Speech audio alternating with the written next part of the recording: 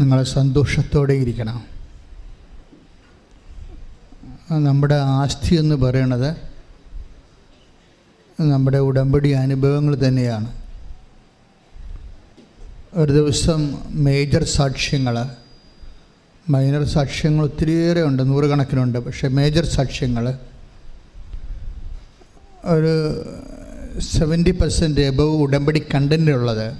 ആ സാക്ഷ്യങ്ങളാണ് നമ്മൾ മെയിൻ ഓൾട്ടറെ പറയിപ്പിക്കുന്നത്. അത് തന്നെ ഒരു ദിവസം 10-20 എണ്ണം വരും. ഇപ്പോൾ 20 മേജർ സാക്ഷ്യങ്ങൾ എന്ന് പറയുമ്പോൾ ഒരു 300-600 സാക്ഷ്യങ്ങൾ, മേജർ സാക്ഷ്യങ്ങൾ, ഫുൾ ഉടമ്പടി കണ്ടൻ്റുള്ള സാക്ഷ്യങ്ങൾ ഒരു മാസം കിട്ടും. അപ്പോൾ അതിൽ നിങ്ങളുടെ വിഷയങ്ങൾ ഏതെങ്കിലും സാക്ഷികൾ കൈകാര്യം കാണാം. ദാറ്റ് മീൻസ് ഉടമ്പടി കൈകാര്യം ചെയ്യപ്പെടാത്ത യാതൊരു പ്രശ്നവും മനുഷ്യന് നിലനിൽക്കുന്നില്ല. Praise the Lord. ഹല്ലേലൂയ. അതുകൊണ്ട് തന്നെ നിങ്ങൾ വളരെ നിശ്ചിതമായി ഉടമ്പടിയെ ജാഗ്രതയോടെ, ദൈവസ്നേഹത്തോടെ, ദൈവ മനസ്സ് ഇങ്ങനെ പൂ പോലെ വിരിയുന്നത് കണ്ടിട്ട് നിങ്ങളെങ്ങനെ അത്യാഹ്ലാദത്തോടെ വേണം സാക്ഷ്യങ്ങളിൽ സന്തോഷിക്കാൻ. സാക്ഷ്യങ്ങൾ നമ്മുടെ മുമ്പിലുള്ള കർത്താവിൻ്റെ സാന്നിധ്യത്തിൻ്റെ ഭാവപകർച്ചകളാണ്. അത് കണ്ടു കഴിയുമ്പോൾ നമുക്കൊരു പ്രത്യാശ വരും. എന്താണ്? കാലവിളംബമില്ലാതെ തന്നെ കർത്താവ് നമ്മുടെ കാര്യത്തിൽ ഇടപെടും. എപ്പോഴും വരുന്ന ഒരു വിഷയം മീൻസ് ഒരു ധ്യാന വിഷയമെന്ന് പറയണത് ഈ കാലവിളംബം. ഇപ്പോൾ ഇന്ന് സുവിശേഷത്തിൽ അങ്ങനെ വായിച്ചിട്ടുണ്ട്. അതായത് കാലവിളംബം പ്രഖ്യാപിതമായി ദൈവത്തിൻ്റെ നയപരിപാടിയല്ല. പിന്നെ ആരാണ് കാലവിളംബം ഉണ്ടാക്കുന്നത്? It is we ourselves. നമ്മൾ ഉണ്ടാക്കുന്നതാണ്. ഉടമ്പടിക്ക് ഒരു കാലവിളംബം ഉണ്ടാകുന്നുണ്ടെങ്കിൽ അത് ഇറ്റ് ഈസ് അവർ പ്രോഡക്റ്റ്, നമ്മുടെ സൃഷ്ടിയാണത്. അതെങ്ങനെയാണ് കൈകാര്യം ചെയ്യേണ്ടതെന്നാണ് നിങ്ങൾ ഈ ഉടമ്പടി ധ്യാനത്തിൽ അന്വേഷിക്കേണ്ടത്. എങ്ങനെ ടൈം ഷോർട്ട് ചെയ്യാൻ പറ്റും? ടൈം ഷോർട്ടനിങ് എന്നുള്ളത് ദൈവത്തിൻ്റെ പോളിസിയുടെ ഭാഗമാണ്. പ്രഖ്യാപിതമായ ഒരു നയപരിപാടിയുണ്ട് ഉടമ്പടിക്ക്. അതിൻ്റെ അകത്ത് ഒന്നാണ് റിസൾട്ടാണ് ടൈം ഷോർട്ടനിങ്. അത് സമയച്ചുരുക്കം. പക്ഷേ സമയച്ചുരുക്കം ചില ആൾക്കാർക്ക് സംഭവിക്കണില്ല എങ്കിൽ ബൈബിൾ പറയും ഇറ്റ് ഈസ് യുവർ ഡ്യൂട്ടി, നിങ്ങളുടെ ഒരു വിഷയമാണതെന്ന് പറയും. അപ്പം നിങ്ങളുടെ എന്ത് വിഷയമാണ്? ഇപ്പം നമ്മൾ 2 പത്രോസിൻ്റെ 3:8 വായിച്ച് ശ്രദ്ധിക്കട്ടെ. ഹല്ലേലൂയ. 2 പത്രോസ് 3:8-9 തിരുവചനങ്ങൾ. കാലവിളംബത്തെക്കുറിച്ച് ചിലർ വിചാരിക്കുന്നത് പോലെ പറഞ്ഞേ. കാലവിളംബത്തെക്കുറിച്ച് ചിലർ വിചാരിക്കുന്നത് പോലെ കർത്താവ് തന്റെ വാഗ്ദാനങ്ങൾ പാലിക്കുന്നതിൽ താമസം വരുത്തുന്നില്ല. ആരും നശിച്ചു പോകാതെ എല്ലാവരും അനുതപിക്കണമെന്ന് അവിടുന്ന് ആഗ്രഹിക്കുന്നത് കൊണ്ട് നിങ്ങളോട് ദീർഘക്ഷമ കാണിക്കുന്നുവെന്നേ ഉള്ളൂ. അപ്പോൾ ഒരു വ്യക്തിക്ക് ഇപ്പം കാലവിളംബം ഒന്നിട്ട് വായിച്ചേ. കാലവിളംബത്തെക്കുറിച്ച് ചിലർ വിചാരിക്കുന്നത് പോലെ കാലവിളംബത്തെക്കുറിച്ച് ചിലർ വിചാരിക്കുന്നത് പോലെ കർത്താവ് തന്റെ വാഗ്ദാനങ്ങൾ പാലിക്കുന്നതിൽ താമസം വരുത്തുന്നില്ല. വാഗ്ദാനം പാലിക്കുന്നതിൽ ഒരു ഹെവൻലി കർത്താവിൻ്റെ ഒരു സ്റ്റാൻഡിങ് പോളിസി എന്ന രീതിയിൽ ഒരിക്കലും താമസം വരുത്തത്തില്ല. എന്തിനു വരുത്തണം?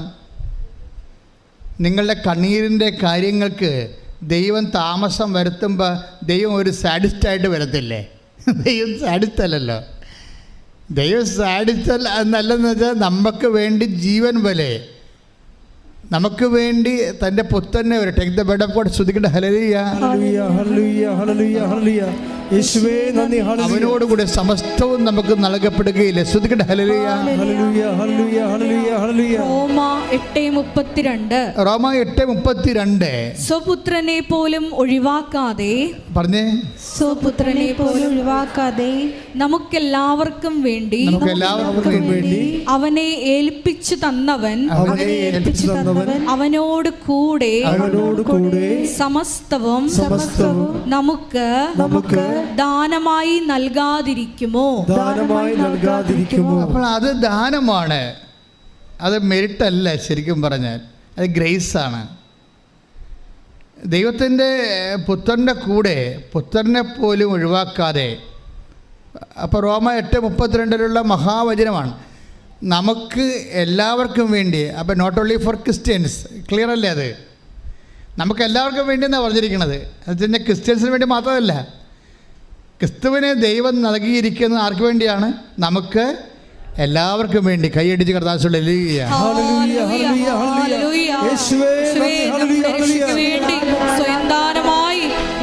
മുഴുവനായി ഞങ്ങൾക്ക് വേണ്ടി സമർപ്പിച്ച പരമദിവ്യകാരുണ്യത്തിന്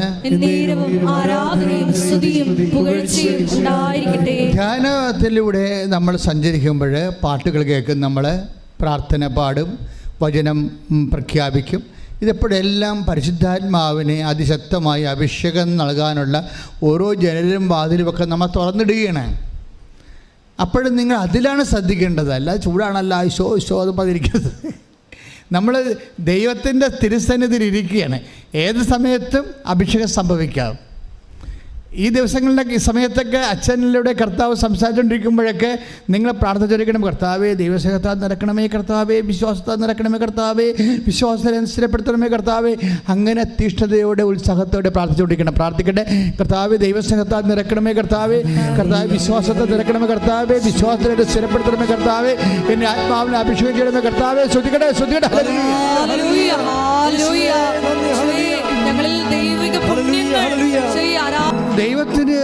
ദൈവത്തിന് തോന്നണം. നമ്മുടെ ആരാധനയൊക്കെ കാണുമ്പോൾ ഇതൊരു മെക്കാനിക്കല്ല, ഇതൊരു അനോയിൻറ്റിങ് ആണെന്ന് തോന്നണം. രണ്ട് ഫോർമാറ്റിൽ നമുക്ക് ആരാധിക്കാം. മെക്കാനിക്കലായിട്ട് ആരാധിക്കാം. എന്ന് ഞാൻ നിങ്ങൾ പറയുന്നു, ഞാൻ തത്തമ്മയെന്ന് പറയുന്നു, നിങ്ങൾ പൂച്ച എന്ന് പറയുന്നു, അങ്ങനെ പറയാൻ നമുക്ക്. അത് മെക്കാനിക്കലാണ്. മറിച്ച് നിങ്ങളുടെ ഈ ആന്തരികമായ ഒരു ത്രൈവ്, ആന്തരികമായ ഒരു ചോദനയിൽ നിങ്ങൾ സ്വയം പ്രേരിതരായി ദൈവത്തിൻ്റെ സന്നിധിയിലാണ് ഞാനെന്നുള്ള ബോധ്യത്തോടു കൂടി എൻ്റെ എല്ലാ കഷ്ടനഷ്ടങ്ങളെയും കർത്താവിൻ്റെ കഷ്ടനഷ്ടങ്ങളോടും കുരിശോടും ചേർത്ത് വെച്ചുകൊണ്ട് കർത്താവിനെ ഉയർത്തെഴുന്നേൽപ്പിൽ ഭാഗമാക്കാൻ വേണ്ടി കർത്താവിനെ തിരഞ്ഞെടുത്തിരിക്കുന്ന ആന്തരിക ബോധ്യത്തോടെ ശ്രദ്ധിക്കട്ടെ, ശ്രദ്ധിക്കട്ടെ. ഹല്ലേലൂയ.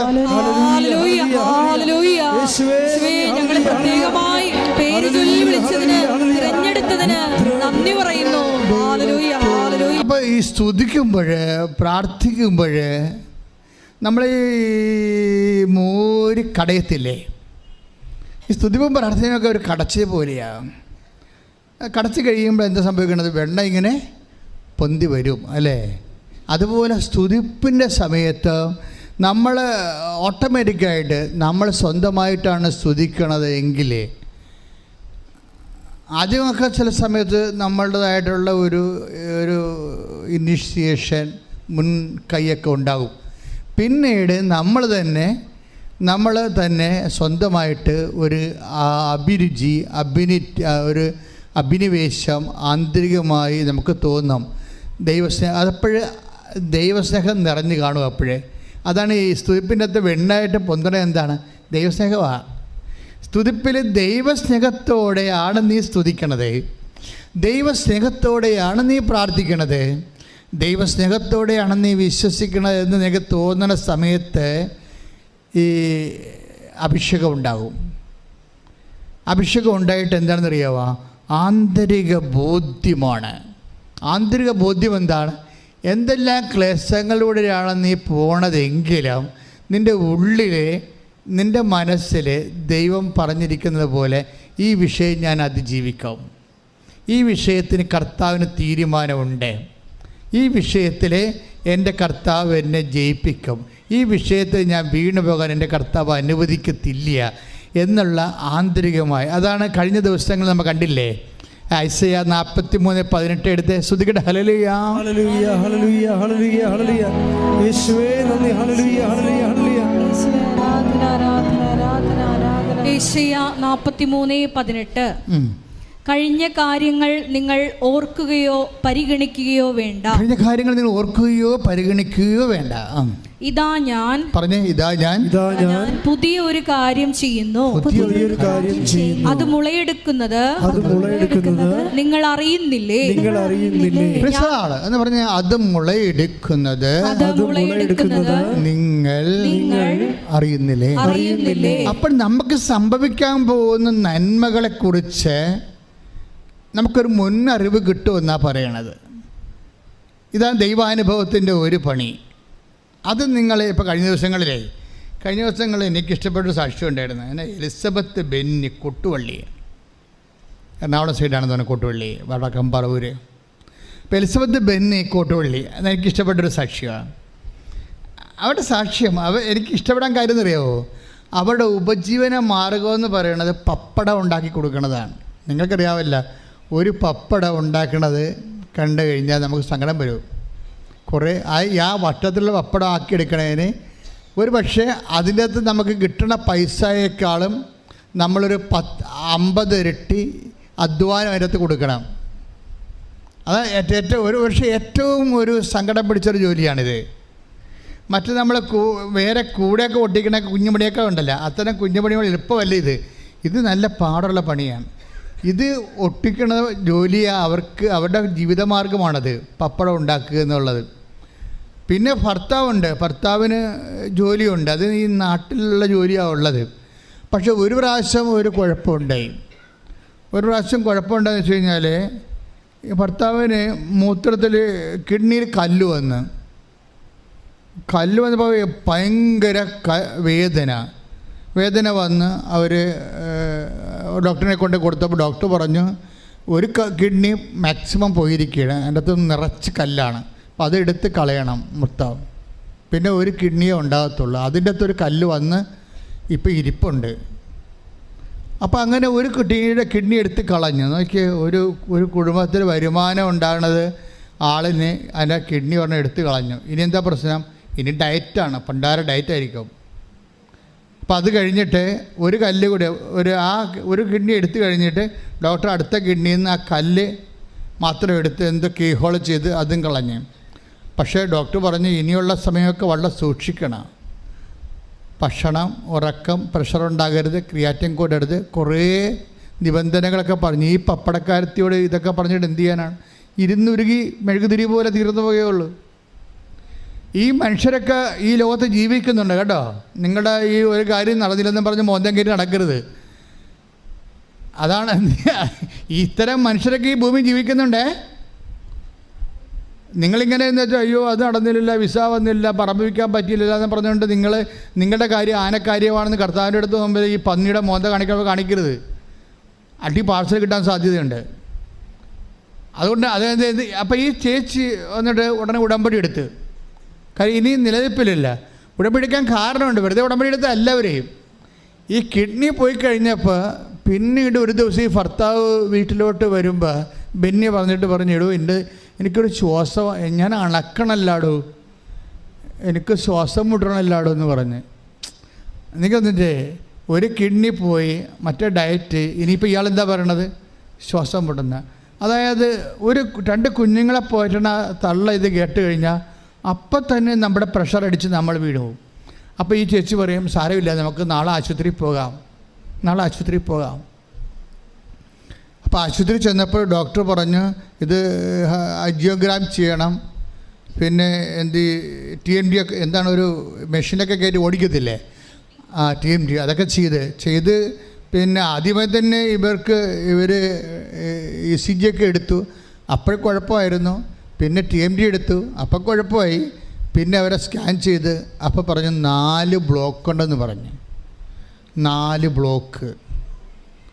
ഈ മനുഷ്യന് കിഡ്നി ഇല്ലാത്തൊരു മനുഷ്യന് 4 ബ്ലോക്ക്. അപ്പോൾ ഇനി എന്ത് ചെയ്യുക? പിന്നെ ഒരു കാർഡിയോളജിസ്റ്റ് അടുത്ത് പോയി. കാർഡിയോളജിസ്റ്റ് അടുത്ത് പോയപ്പോൾ കാർഡിയോളജിസ്റ്റിൻ്റെ അടുത്ത് പോകുന്നതിന് മുമ്പ് ഈ ചേട്ടത്തി വന്ന് ഉടമ്പടി ചെയ്യും. ആ ഉടമ്പടി ചെയ്യുന്ന സിറ്റുവേഷൻ കണ്ടില്ലേ നിങ്ങൾ? 4 ബ്ലോക്ക് ഉണ്ടെന്ന് പറയുന്ന സമയത്താണ് ഈ അനുദിന ജീവിതത്തിൽ പപ്പടം വിറ്റ് ഭർത്താവിനിപ്പോൾ ജോലി ചെയ്യാൻ പറ്റണില്ല. പപ്പടം വിറ്റ് മാത്രം പപ്പടം ഉണ്ടാക്കി വിറ്റിട്ട് പിന്നെ ബാക്കിയുള്ള സമയത്ത് ആശുപത്രി കൊണ്ടുപോകും, ഡോക്ടറിനൊക്കെ കാണിക്കും. ഇങ്ങനെ ജീവിക്കുകയാണ്. ഇതിന് ഉടമ്പടി ചെയ്തപ്പോൾ ഇവർക്ക് ഒരു ഉറപ്പായി. ഉടമ്പടി ചെയ്ത് മാതാവിൻ്റെ മുമ്പിൽ കണ്ണീരിട്ടപ്പോൾ തന്നെ ഞാനീ പറഞ്ഞ പോലെ സംഭവം നടന്ന് എന്താണ്, ഈ വിഷയം അമ്മ ഏറ്റെടുക്കുവന്ന് അമ്മ ഒരു നോട്ട് കൊടുത്തു അവൾക്ക്. അപ്പോൾ ഒരു ധൈര്യം കിട്ടി. കാര്യമില്ലേ ശരിക്കും പറഞ്ഞാൽ ബന്ധുക്കളെ സ്വന്തപ്പെട്ടവരൊക്കെ അപൂർവമാണ്. അവർക്ക് സഹായിക്കാൻ പറ്റിയ കണ്ടീഷൻസ് അല്ല.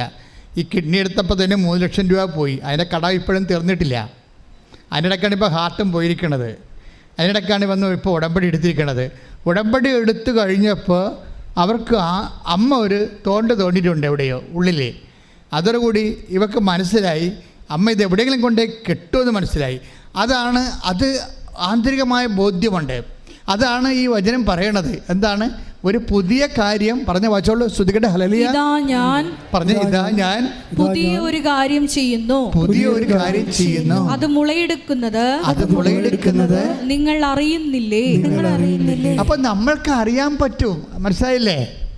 നിങ്ങൾക്ക് നിങ്ങളൊരു നിലനിൽപ്പിന് ഇപ്പം നിങ്ങൾ എന്ത് വിഷയമായാലും ഉടമ്പടിയിൽ വരുന്ന വിഷയങ്ങൾ നിങ്ങൾക്ക് ഇത് പകുതി മുക്കാലും നോട്ട് ബൈ മെറിറ്റിലേ വരത്തുള്ളൂ. നോട്ട് ബൈ മെറിറ്റ് എന്ന് പറഞ്ഞാൽ എന്താണ്? നിങ്ങളുടെ യോഗ്യതയിലും അത് കോമൺ സെൻസിലും റീസണബിളായിട്ട് ഒന്നും വരത്തില്ല. റീസണബിളായിട്ട് നടക്കാത്ത ചില കാര്യങ്ങളാണ് ഉടമ്പടിയിൽ വരണത്. ഇപ്പം തന്നെ ഇന്നലത്തെ ഒരു സാക്ഷ്യം എന്ന് വെച്ചാൽ മാൾട്ടായുടെ ഉടമ്പടിയാണ്, മാൾട്ടായുടെ വിസയാണ്. പക്ഷെ പൈസയൊക്കെ കൊടുത്തു, പിന്നെ പൈസ തിരിച്ച് വാങ്ങിച്ച്. പൈസ കൊടുത്തപ്പോൾ പിന്നെ അത് മനസ്സിലായി തട്ടിപ്പാണ് വെട്ടിപ്പാണെന്ന് പറഞ്ഞ് ഇവർക്ക് ആരാണ്ടൊക്കെ പറഞ്ഞു കൊടുത്ത് തല കയറ്റി പ്രാന്തി പിടിപ്പിച്ച് അവസാനം പൈസ എങ്കിലും തല ഊരിയെടുക്കാൻ വേണ്ടി പിടിച്ച് മേടിച്ചവർ ഏജൻറ്റിക്ക് എന്ന് പിടിച്ച് മേടിച്ച് ഏജൻറ്റ് പൈസ തിരിച്ച് കൊടുക്കുകയും ചെയ്ത്. പക്ഷേ ഉടമ്പടി കിടപ്പുണ്ടായിരുന്നു. ഈ ചിലർക്ക് പറഞ്ഞ ഒരു അബദ്ധം എന്തറിയാമോ? ഉടമ്പടി ഇടുകയും ചെയ്യും, നാട്ടുകാർ പറഞ്ഞാൽ കേൾക്കുകയും ചെയ്യും.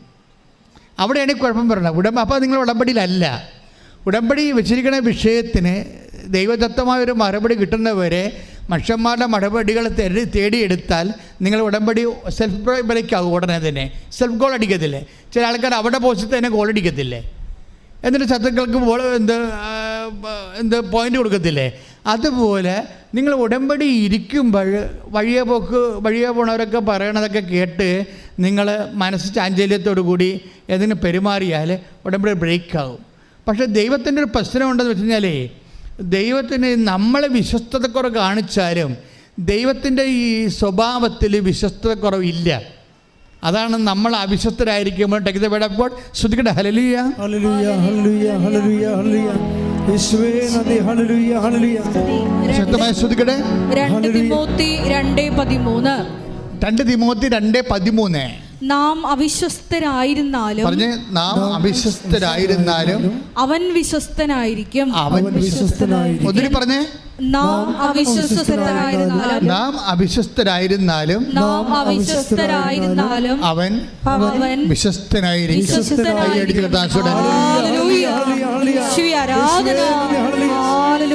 അപ്പൊ നമ്മൾക്ക് ഇങ്ങനെ ഏകപക്ഷീയമായിട്ട് വിഡ്രോ ചെയ്യാൻ പറ്റത്തില്ല. ഏകപക്ഷീയമായി നമ്മൾ വിഡ്രോ ചെയ്താലും ഉടമ്പടി നിലവിലുണ്ടാകും അവിടെ. അതെപ്പോഴും നമ്മൾ ശ്രദ്ധിക്കണം. കാര്യം എന്താണ്? അത് 2 തിമോത്തി 2:13 നമ്മൾ അവിശ്വസ്തരായിരുന്നാലും അവൻ വിശ്വസ്തനായിരിക്കും. അപ്പൊ ഈ അവിശ്വസ്ത അങ്ങനെ വന്നത് എങ്ങനെയാണ്? ഈ മാൾട്ടാക്കാരത്തേക്ക് എങ്ങനെ അവിശ്വസ്തത വന്നത്? ആരുടെയൊക്കെ കാര്യം പറഞ്ഞു മാൾട്ടായിൽ ഇപ്പം ഭയങ്കര പ്രശ്നമാണ്. അവിടെ ഇപ്പോഴും ഏജൻറ്റുമാർ പറ്റിക്കുന്നുണ്ട്, അക്കോമഡേഷൻ ഇല്ല, ഭക്ഷണമില്ല, അവിടെ ചെല്ലുമ്പോൾ ചിലപ്പോൾ ജോലി കിട്ടില്ലെന്ന് വരുമോ എന്നൊക്കെ പറഞ്ഞപ്പോൾ ഭ്രാന്ത് പിടിപ്പിച്ചു. ഈ പ്രാർത്ഥിക്കാത്തവരെ ഭ്രാന്ത് പിടിപ്പിക്കാൻ പറ്റും നമുക്ക്. ഉടമ്പടിയിലുള്ള ഞങ്ങളെന്തുകൊണ്ടാണ് ഉടമ്പടിയിൽ നിങ്ങളെ പ്രെയർ ലൈഫ് കണ്ടിന്യൂ ചെയ്യാൻ പറയണത്? നിങ്ങൾ പ്രെയർ ലൈഫിലല്ലെങ്കിൽ നിങ്ങൾ സാധാരണ സെക്കുലർ പേഴ്സണാണ്. സെക്കുലർ പേഴ്സണെ ഭ്രാന്ത് പിടിപ്പിക്കാൻ പറ്റും. ആരെങ്കിലുമൊക്കെ എന്തെങ്കിലുമൊക്കെ സ്ക്രൂ ചെയ്താൽ മതി. ഇങ്ങനെയുള്ള ഓരോ നുണയൊക്കെ പറഞ്ഞു കഴിഞ്ഞാൽ നിങ്ങൾ ഉടനെ തന്നെ വിഷമിച്ചിട്ട് അയ്യോ കാശും പോയില്ല എന്ന് പറയും. അങ്ങനെ ഇവർ കാശ് തിരിച്ച് മേടിച്ച് 2 ദിവസം കഴിഞ്ഞപ്പോൾ എന്നാ പറ്റി? ഏജൻറ്റ് വിളിച്ചു. ഏജൻറ്റുമായിട്ട് തന്തക്കൊക്കെ വിളിച്ചാണ് കാശ് മേടിച്ചിരിക്കണം. അറിയാമോ? മനസ്സിലായില്ലേ? വെറുതെ കാശ് കിട്ടത്തില്ല. അയാളെ സർവീസ് ചാർജ് പോലും എടുപ്പിക്കാതെ അയാളെ കൊണ്ട് കഴുത്തിന് പിടിച്ചാൽ കാശ് വാങ്ങിച്ചവർ. ഇപ്പം എന്നാ പറ്റിയിരിക്കണത്? കർത്താവ് നമ്മൾ അവിശ്വസ്തരായി, നാട്ടുകാരെ പറയണ കേട്ട് കാശ് വാങ്ങിച്ചു, ഉടമ്പടിയൊക്കെ മറന്നുപോയി. ഉടമ്പടി നിങ്ങൾ മറക്കണ കൊണ്ടാണല്ലോ നാട്ടുകാർ പറഞ്ഞിട്ട് കാശ് മേടിക്കണേ. ഉടമ്പടി നിങ്ങൾ മറക്കുന്ന കൊണ്ടാണ് നാട്ടുകാർ പറയുമ്പോൾ നിങ്ങൾ അത് കേട്ടിട്ട് നിങ്ങൾ അവർക്ക് നിന്ന് കാശ് വാങ്ങിക്കണത്. കാശ് വാങ്ങിച്ചു കഴിഞ്ഞപ്പോൾ അവിടെ റെഡിയായി. മാൾട്ടായിലെ ഇൻ്റർവ്യൂ എല്ലാം കഴിഞ്ഞതാണ്. ഇവിടെ ജോലി റെഡിയായി. ഏജൻറ്റ് വിളിച്ച് പറഞ്ഞു അത് ഓക്കെ ആയെന്ന് പറഞ്ഞു. എനിക്ക് പോകാൻ ഉദ്ദേശമുണ്ടെങ്കിൽ തീർച്ചയായിട്ടും കയറി പോകാമെന്ന് പറയും. ഇപ്പം എന്നാ പറ്റി? അവർ തിരിച്ചു വന്ന് ഇപ്പം കയറി പോകുകയാണ്. അതെല്ലാം അതായത് നമ്മളെ ഒരു കാര്യം അവിശ്വസ്തത കാണിച്ചാൽ നമുക്ക് വരാൻ പോകുന്ന പ്രശ്നം എന്താണെന്നറിയാവോ? വലിയ പ്രശ്നങ്ങൾ. ഉടമ്പടി ഇരുന്നതിന് ശേഷം നമ്മളിങ്ങനെ പഴയ ഉടമ്പടി എടുക്കാത്തതായിട്ടുള്ള രീതി ജീവിച്ചിട്ട് നാട്ടുകാർ പറയണ കേട്ടിട്ട് നമ്മൾ ചാഞ്ചലചിത്തരായി കഴിഞ്ഞാൽ ഉണ്ടാകുന്ന പ്രശ്നം ഈ അവിശ്വസ്തത നമ്മുടെ ഭാഗത്തു നിന്ന് ഉണ്ടാകുമല്ലോ. അവിശ്വസ്തത ഉണ്ടായാൽ ബ്രാൻഡഡാണ്, ഇൻഫിഡലിറ്റി ബ്രാൻഡഡാണ്, ഇൻഫിഡലിറ്റി ബ്രാൻഡഡാണ്. അപ്പം നീ നാളെ വിശ്വസിച്ചെന്ന് പറഞ്ഞാലും ദൈവം അംഗീകരിക്കത്തില്ല. ദൈവത്തിൻ്റെ ജോലി ചെയ്ത് മാറ്റി. പക്ഷെ നീ എന്ത് ചെയ്ത്? ബ്രാൻഡഡായി. എന്താണ്?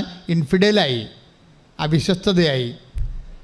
അവിശ്വസ്തത എന്ന് പറഞ്ഞാൽ അറിയാമല്ലോ, നിത്യത വരെ ബാധിക്കുന്ന ഭയങ്കരമായൊരു ചതിക്കുഴിയാണ്. നിത്യത വരെ ഈ ആത്മാവ് ഇൻഫിഡലാണ്, ബ്രാൻഡഡാണ്. ഇൻഫിഡൽ എന്ന് പറഞ്ഞാൽ അറിയാമല്ലോ, വ്യഭിചാരികൾ എന്നൊക്കെ പറഞ്ഞിട്ട് അവിശ്വസ്തർ, പിന്നെ തീത്തടാകം എന്നൊക്കെയാണ് പറയണത്. ടേക്ക് വിടാൻ പഠിച്ചിരിക്കണം. ഹല്ലേലൂയ ഹല്ലേലൂയ ഹല്ലേലൂയ ഹല്ലേലൂയ ഹല്ലേലൂയ. യേശുവേ നന്ദി, യേശുവേ സ്തുതി. ഹല്ലേലൂയ ഹല്ലേലൂയ ഹല്ലേലൂയ ഹല്ലേലൂയ ആരാധന. ഹല്ലേലൂയ ഹല്ലേലൂയ ഹല്ലേലൂയ.